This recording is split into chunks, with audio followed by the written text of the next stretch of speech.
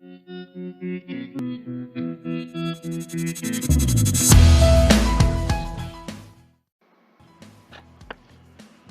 ¿qué tal? Mi nombre es Javier Sánchez y soy docente del programa de Ingeniería Mecánica de la Universidad Pontificia Bolivariana, sede Montería. El día de hoy vamos a hablar en el curso de polímeros sobre los conceptos de momento dipolar y polaridad, las cuales son propiedades intrínsecas de los polímeros.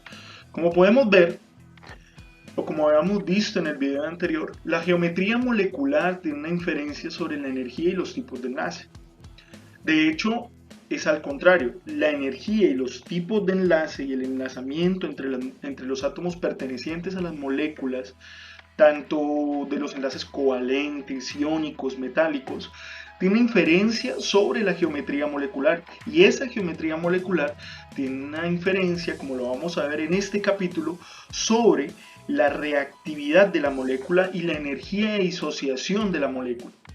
Entonces, inicialmente vamos a recordar algunos conceptos como el enlace sigma y el enlace pi, que ustedes aprendieron en la química orgánica de sus respectivos colegios. Y aquellos que no, les recuerdo, un enlace sigma es un enlace que es mucho más fuerte porque se comparten electrones de forma covalente, mientras que un enlace pi se da por la libertad de algunos electrones que no están enlazados y que se distribuyen con la geometría de una doble hélice, ¿sí? Esta doble hélice se distribuye geométricamente de forma equitativa y se flecta con respecto a la interacción de un enlace de carbono-carbono. De tal manera, es muy diferente, como podemos ver aquí, un enlace pi a un enlace de hibridado de sp2.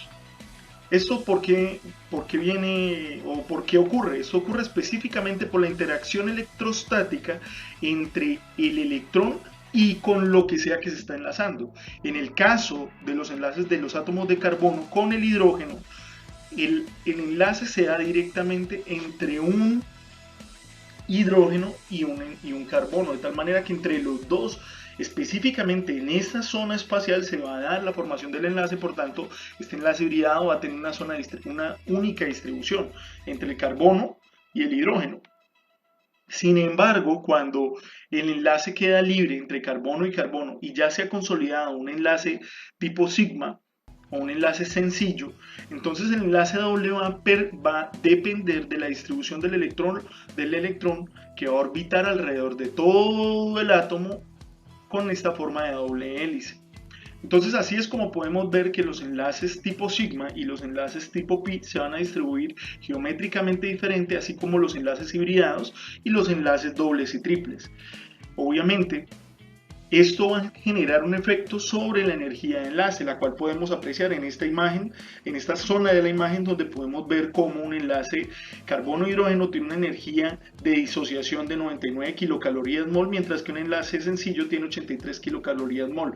Un enlace doble carbono-carbono tiene 146 kilocalorías mol, y un enlace carbono-carbono triple tiene una energía de 200 kilocalorías mol. Esto se ve reflejado en el capítulo pasado cuando hablábamos de las temperaturas de fusión y de ebullición de cada uno de los componentes cuando eran alcanos, alquenos y alquinos, cuando tenían presencias de enlaces dobles y triples, es decir, cuando dejaban de ser saturados y saltaban a ser insaturados. Ahora, esta rotación genera un efecto sobre la geometría molecular, la cual recordemos que era la distribución de esos enlaces en función de la estabilidad electrostática, es decir, la estabilidad de la distribución de los electrones alrededor del núcleo de cada uno de los átomos involucrados en un enlace molecular. Entonces, básicamente la geometría molecular depende de cómo los electrones giran alrededor de los átomos involucrados en un enlace molecular, ¿sí? Básicamente, lo que les estoy diciendo para que lo recuerden y para que les quede claro, es que los electrones se van a distribuir alrededor del átomo en función de con quién estén enlazados, de cuántos enlaces hayan, de si hay enlace hibridado o no, y de esa interacción electrostática interatómica. Entonces podemos ver cómo cambia, por ejemplo, la distribución de una molécula que tiene enlace doble, una molécula que tiene enlace triple, una molécula que tiene enlace sencillo, que mantiene su distribución o su geometría piramidal de base triangular. Aquí ya tenemos una distribución planar con una distribución de enlaces pi que es perpendicular a esa distribución planar. Y aquí ya tenemos una distribución tridimensional que trata básicamente de la formación de un cubo con un eje en el centro, digamos, dirigido por el enlace sigma. Todo esto dirigido directamente por la hibridación. Ese fenómeno que es el que nos permite, por ejemplo, que el carbono tenga, para una mayor estabilidad termodinámica, esa distribución de 4 enlaces que nos da esa forma piramidal de base triangular.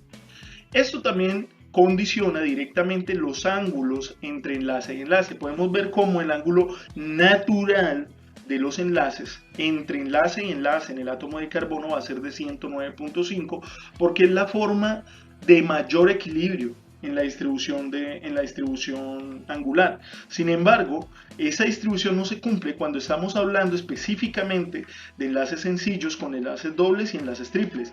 Podemos ver cómo en los enlaces sencillos ese ángulo se cumple de 109.5 entre enlace y enlace, bueno, más o menos. Esta distribución es para cuando el carbono no tiene enlaces o tiene enlaces totalmente con hidrógenos.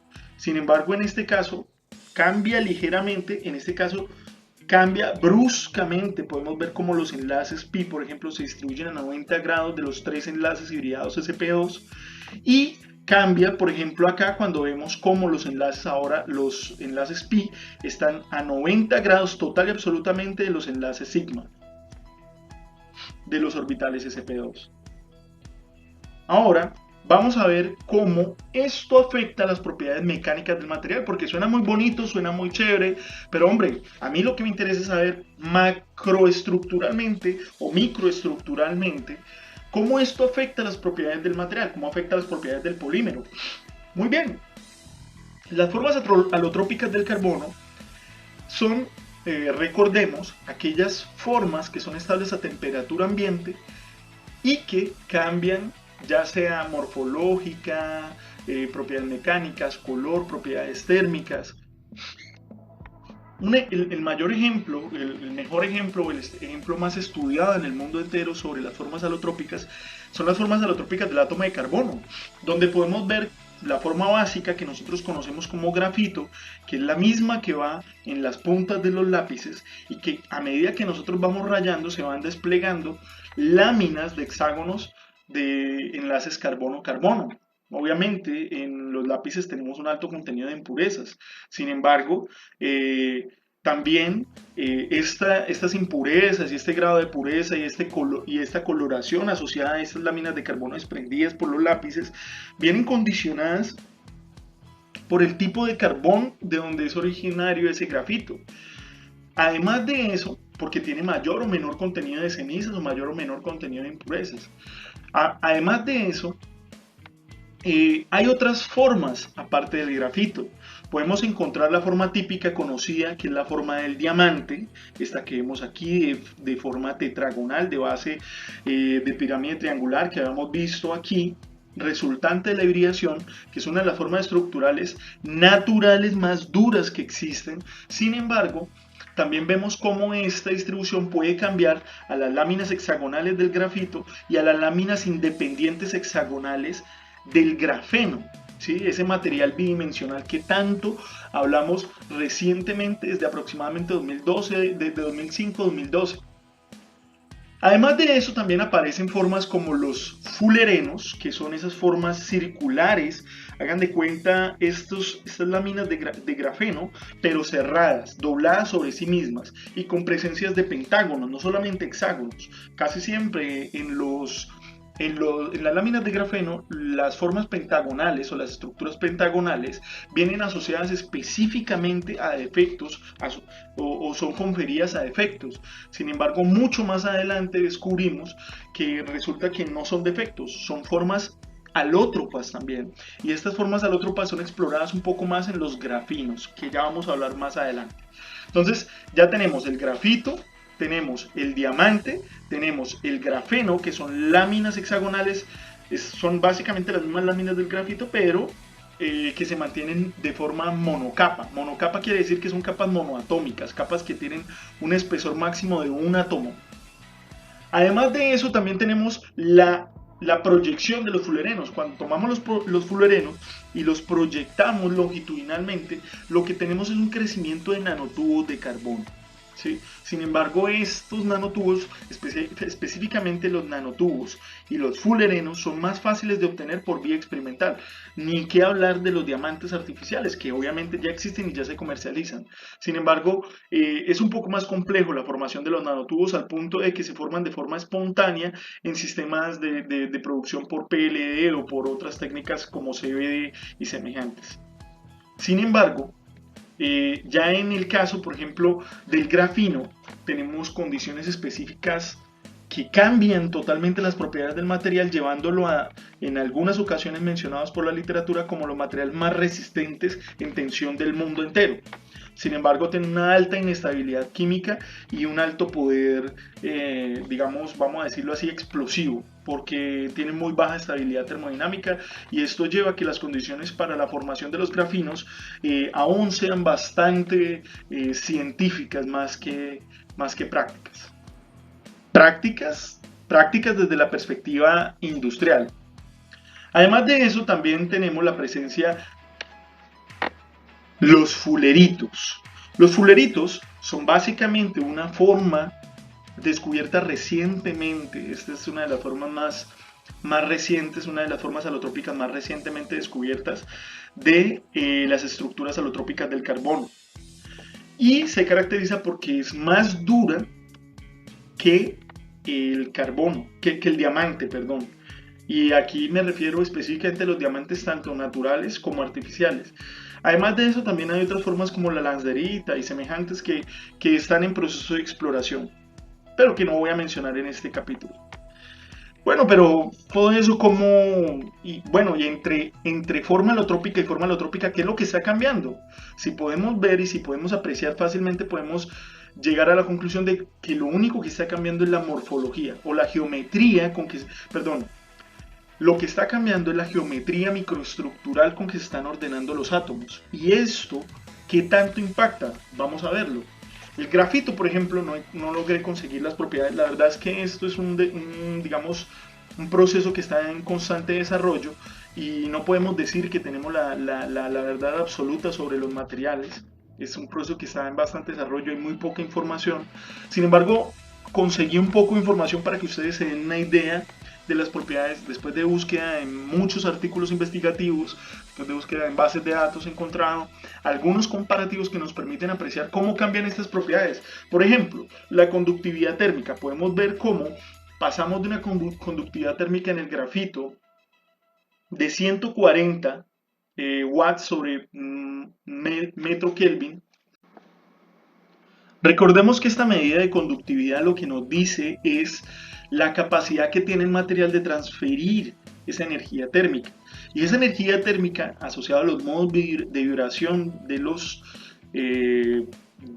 la energía térmica, que son los fonones, de los cuales hablaremos más adelante cuando veamos el capítulo de propiedades térmicas de los materiales, podemos ver cómo la forma planar tiene una mayor conductividad que la separación entre esas láminas hexagonales. Recordemos que estamos hablando de esta estructura que tiene unas láminas hexagonales distanciadas espacialmente, y esto lleva a que haya una diferenciación, porque las estructuras obviamente evidencian que acá hay una conexión entre los átomos y hay una desconexión, solamente hay una interacción electrostática entre lámina y lámina que las une.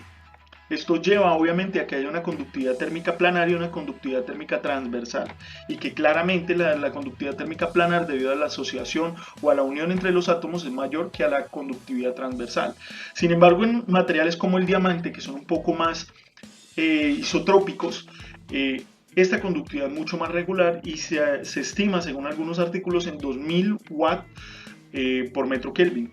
Además de eso, también tenemos una conductividad eléctrica de más o menos 3 por 10 a la 2, es decir, 300 a 300.000 Siemens por metro. Recordemos que la conductividad eléctrica se mide en Siemens por metro. Además de eso, vemos cómo cambia cuando pasamos a una estructura piramidal de base triangular como es el diamante, esta estructura que estamos viendo acá.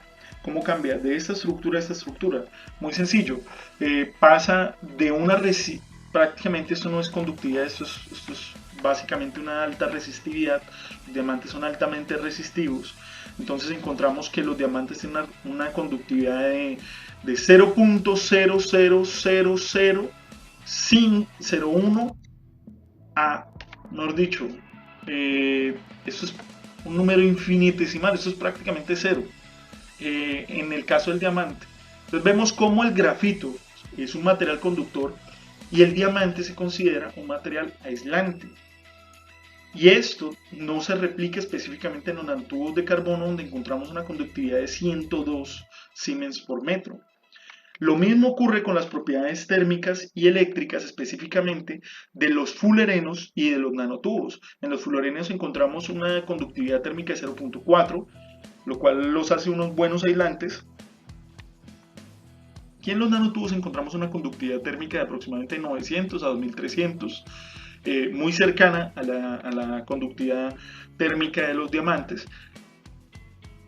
Pero lo que quiero que vean con esta gráfica, si bien la gráfica no está completa, porque la verdad es que es difícil el acceso, además, por ejemplo, en el caso de los grafenos todavía no se han logrado obtener de forma industrial en su estado laminar monoatómico estable, sino que en la mayor parte de los casos obtenemos grafenos oxidados, nitrogenados, en zigzag, con unas variaciones químicas y microestructurales que les permiten ser más estables, pero aún no los encontramos totalmente aislados para poder caracterizarlos. Y en las condiciones en las que los logramos tener aislados, que son en la mayor parte de las ocasiones en procesos de simulación, pues no podemos validar ese tipo de propiedades. Lo mismo ocurre, por ejemplo, con el grafino, que ni qué decir del grafino, que le lleva aproximadamente unos 5 a 7 años de desarrollo tecnológico, y el fullerito, que totalmente pues requiere muchísimas exploraciones recientes.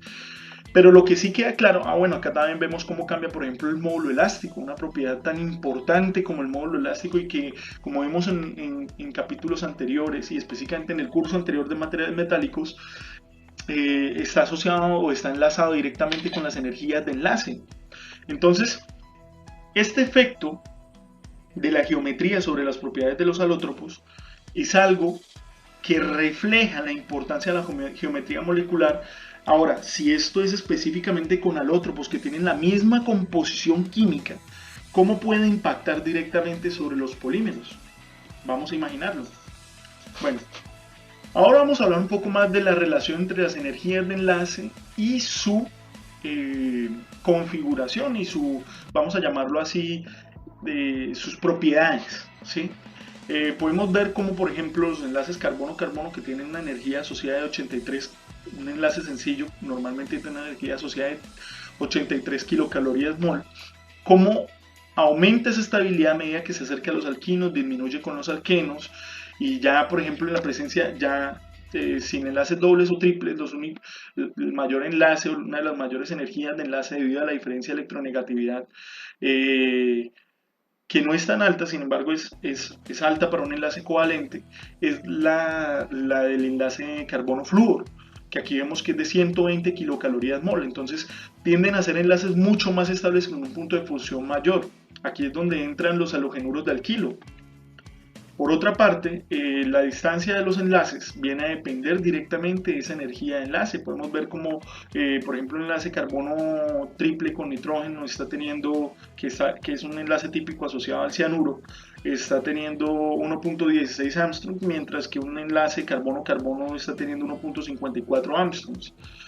Podemos ver cómo también, por ejemplo, de forma comparativa en enlaces sencillos, un enlace carbono-flúor está pasando de 1.35 Armstrong a 1.54 en los enlaces carbono-carbono. Obviamente, a mayor energía de enlace, menor distancia interatómica.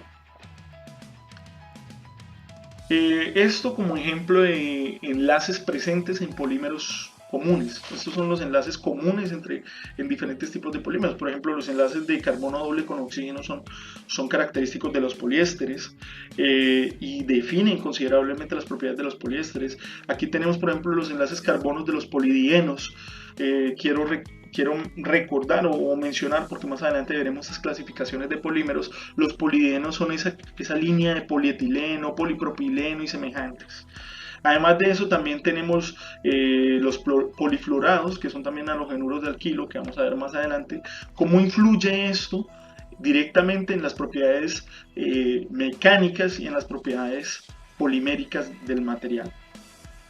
Bueno, acá esta diapositiva está en portugués, no sé si lo habían notado. Ligação es enlace, energía de ligação, que es energía de enlace, estabilidad del enlace con relación al enlace carbono-carbono, la distancia del enlace en Armstrong, el ejemplo del polímero y específicamente aquí vemos el tipo de enlace, si es un grupo lateral, si es un grupo lateral o si por el contrario es de cadena principal.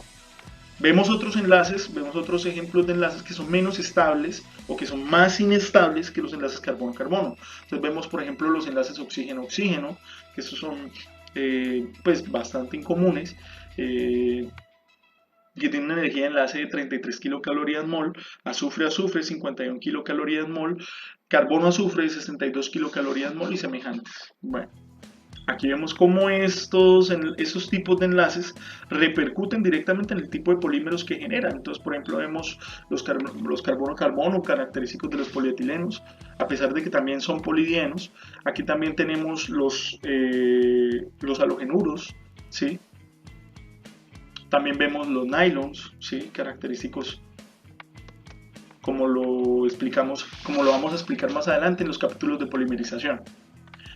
Finalmente las siliconas, el caucho vulcanizado y los puentes de hidrógeno y los peróxidos, perdón, los puentes de azufre y los peróxidos. Y vemos cómo eso repercute también directamente sobre las distancias de enlace. Bueno, pero ya enlazando y concretando un poco más la idea, vamos a hablar específicamente de cómo las energías de enlaces y las geometrías moleculares condicionadas por esos tipos de enlaces me generan algo que se llama la distribución del momento dipolar. ¿Pero qué es un momento dipolar? Para entender qué es un momento dipolar tenemos que descomponer como tal el concepto.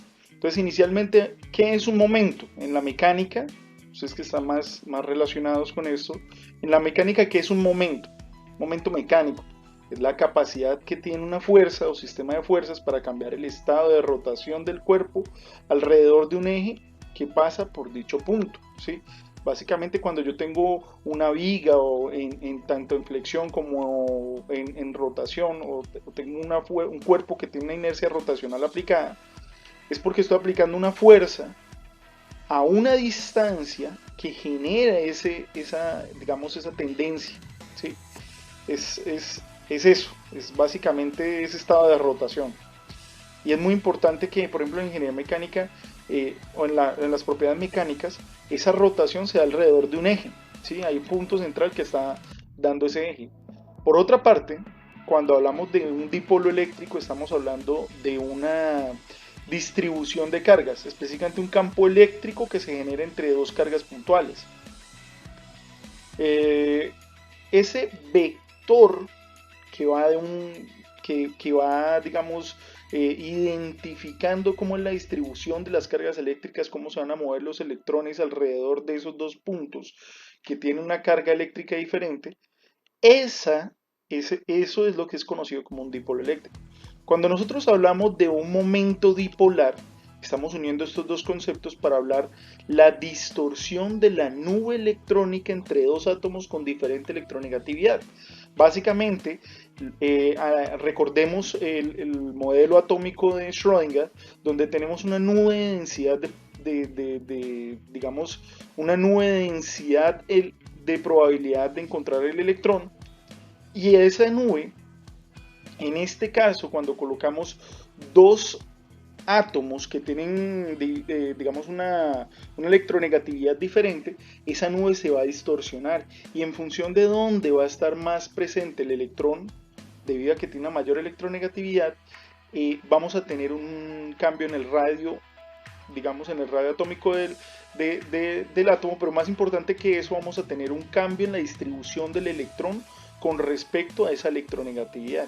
Es de esta manera que un enlace de carbono con flúor siendo en este, pues para ejemplificar, digamos que asumamos que este es el carbono y este es el flúor, porque el flúor tiene una mayor electronegatividad, va a tener mayor presencia del electrón rotando alrededor de su órbita en más tiempo, es más probable encontrarlo rotando alrededor del flúor, mientras que en el caso del carbono es más probable que lo encontremos menos tiempo rotando alrededor del carbono.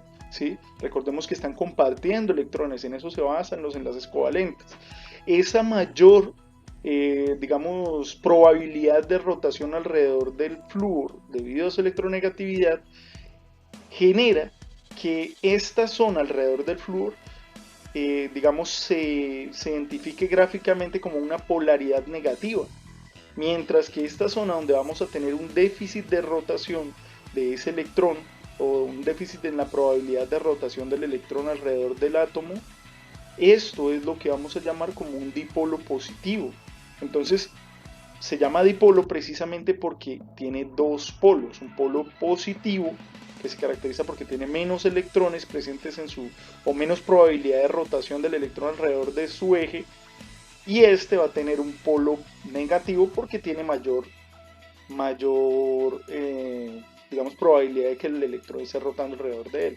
Ahora, el momento dipolar es esa fuerza que indica hacia dónde va a estar la mayor rotación. En este caso, el momento dipolar va a estar del positivo al negativo, va a estar del átomo de carbono al átomo de flúor. De esta manera, el dipolo se caracteriza por ser, como es una fuerza electrostática, es caracterizada por un Debye, que puede darse tanto siendo un Debye 3 por 3.33564 por 10 a la menos 30 o 1 por 10 a la menos 18. Ahora, esto se caracteriza porque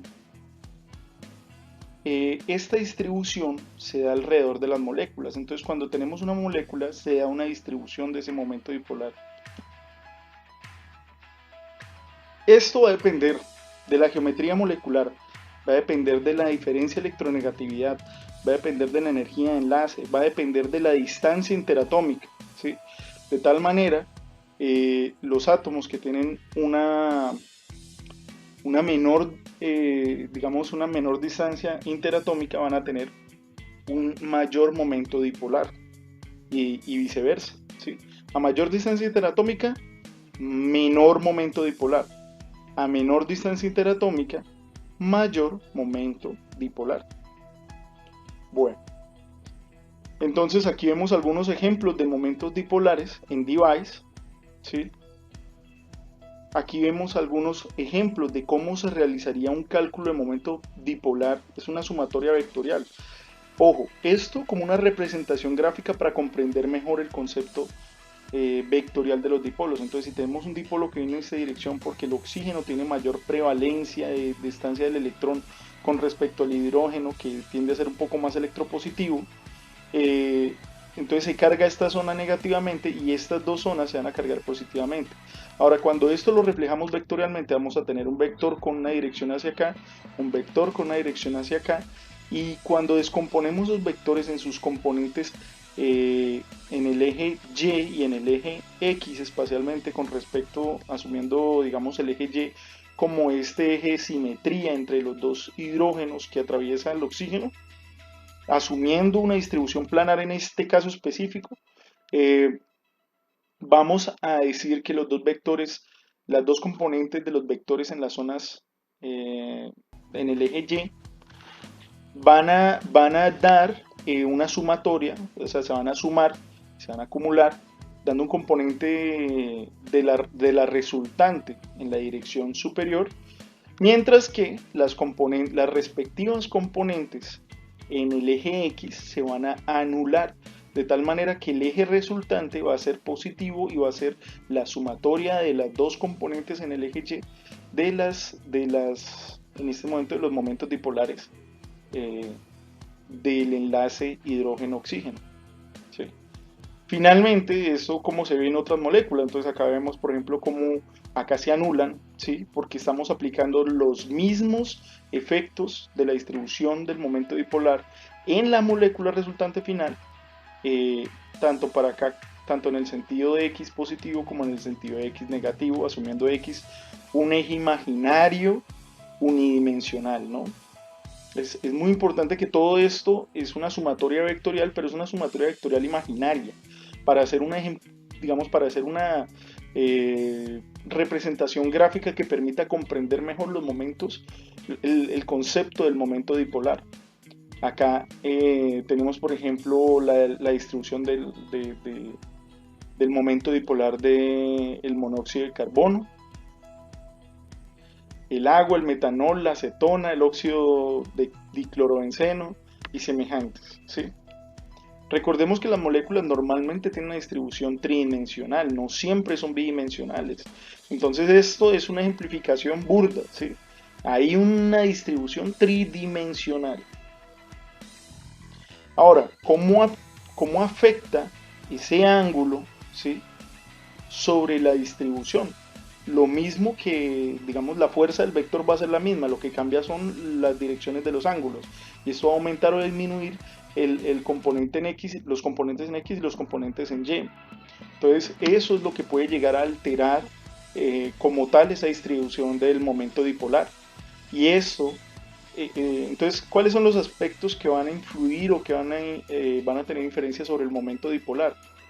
Finalmente, cuando hacemos pues, así como para concluir de forma puntual, el momento dipolar es un vector y ese vector, que se simboliza normalmente como eh, momento dipolar dieléctrico igual a mu igual a la carga electrostática por la distancia, ¿sí?, por esa distancia interatómica.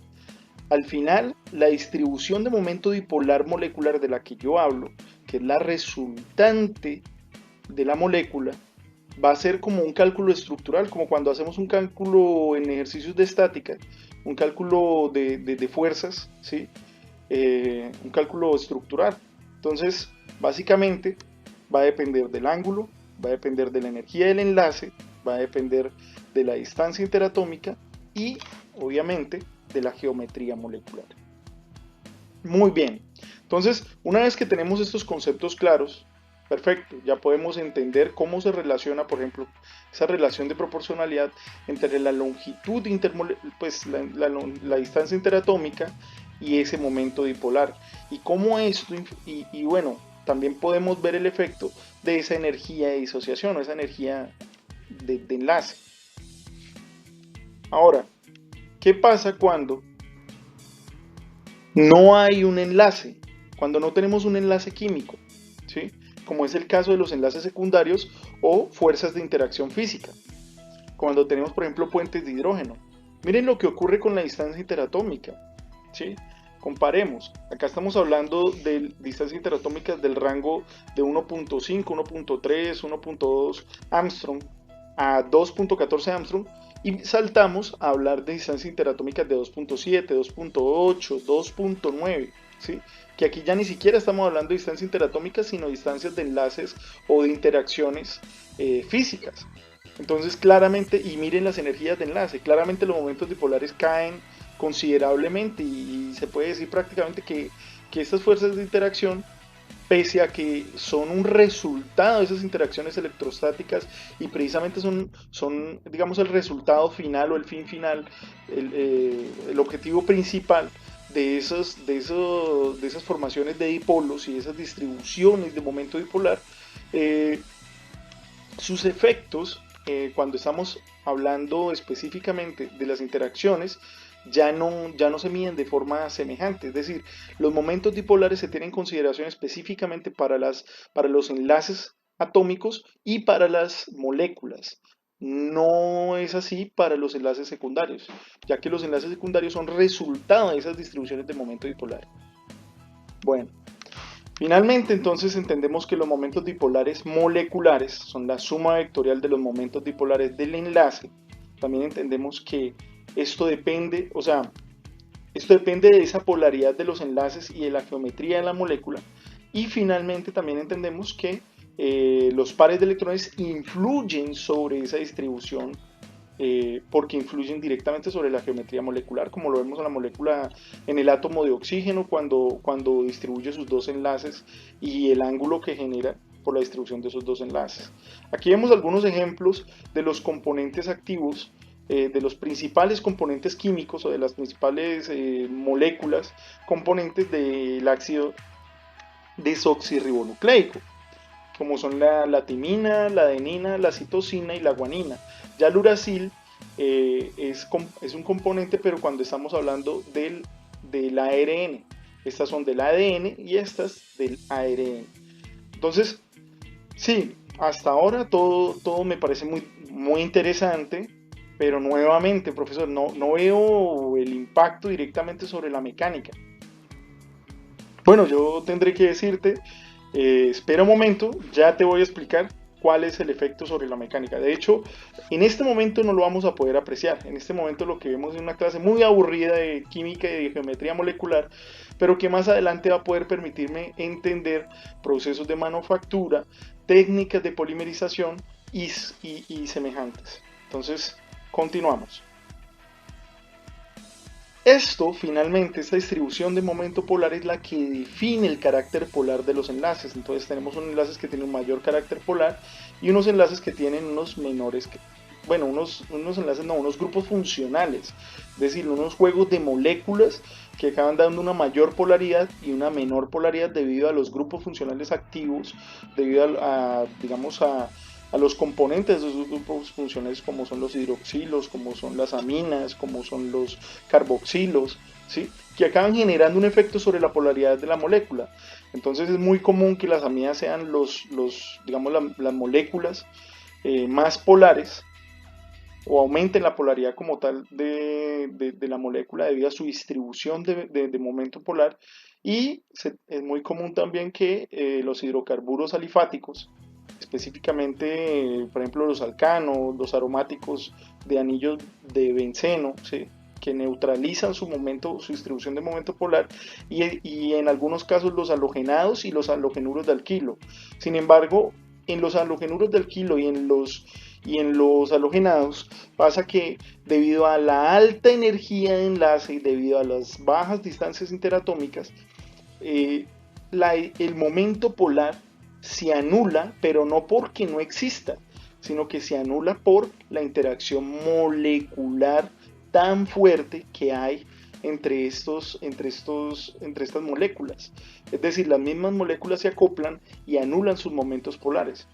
Contrario a, por ejemplo, en estos casos, que debido a que la energía de la polaridad de estas sustancias no es tan alta, entonces las sustancias no se alcanzan pues, a enlazar entre ellas mismas en la mayor parte de los casos, y esto genera que simplemente se consideren solamente polares y no haya un carácter polar, ¿sí? Enlazante. En el caso, por ejemplo, de los alifáticos y los aromáticos, pasa que ahí sí definitivamente se anulan los momentos polares, especialmente en los saturados, porque los saturados, pues como todos sus enlaces son de hidrógeno y hay una quiralidad, o sea, perdón, hay una simetría, ¿sí? Alrededor de la cadena carbonada más larga, pues entonces se anulan los momentos dipolares. Y en los aromáticos algo un poco más de lo mismo.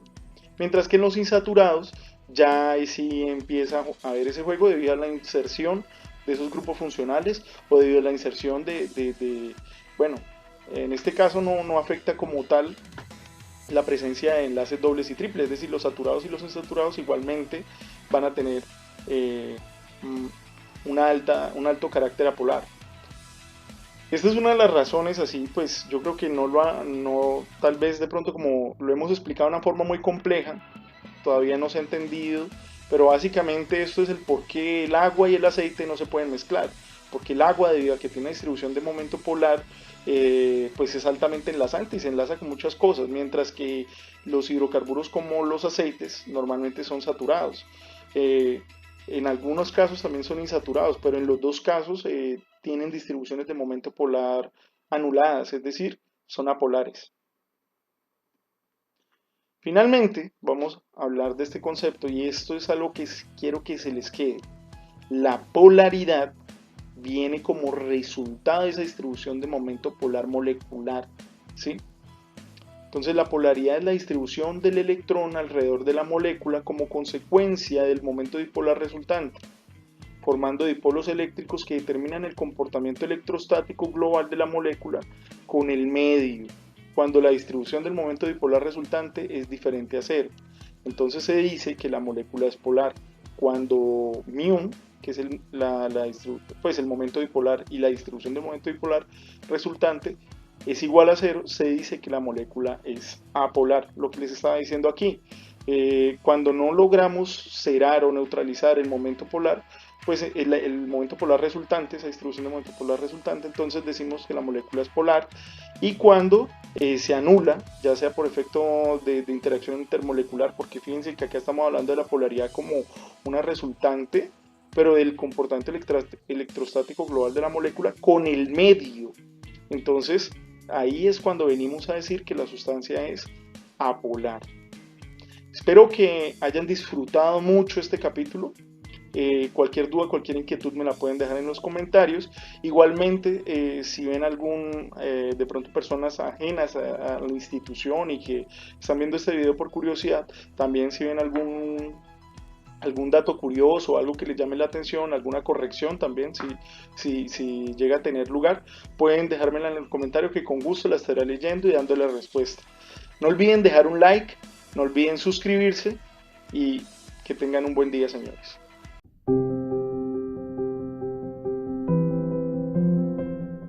Es tiempo de unirnos en la distancia. Es tiempo de aplaudir a nuestros héroes. Es tiempo de entender que no somos islas, que te necesitamos, nos necesitamos. Pronto volveremos a abrazarnos con más fuerza, volveremos a recorrer los espacios donde hemos soñado, donde hemos amado, donde hemos aprendido y seremos mejores. Somos todos. Somos una familia. Somos UPB.